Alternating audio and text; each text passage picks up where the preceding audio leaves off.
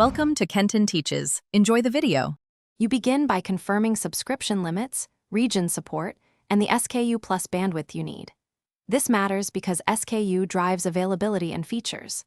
Next, create a resource group and immediately provision an ExpressRoute circuit in the portal or CLI, selecting provider, peering location, and desired bandwidth.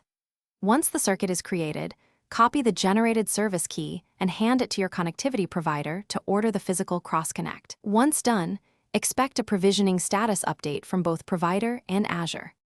You now build the Azure side. Create a VNet and a dedicated gateway subnet, then deploy a virtual network gateway configured for ExpressRoute. After the gateway is up, define peering. Choose private for VNet connectivity or Microsoft for PA-S, assign a VLAN ID and the peer ASN, and set BGP parameters. Next, link the ExpressRoute circuit to the virtual network gateway so routes can be exchanged. Make sure to provision primary and secondary paths, and verify BGP adjacency to ensure redundancy and route propagation continues. You finish by validating end-to-end connectivity. Check BGP sessions, review advertised routes, and run ping/traceroute tests from VMs to on-prem endpoints. This proves traffic flows over ExpressRoute.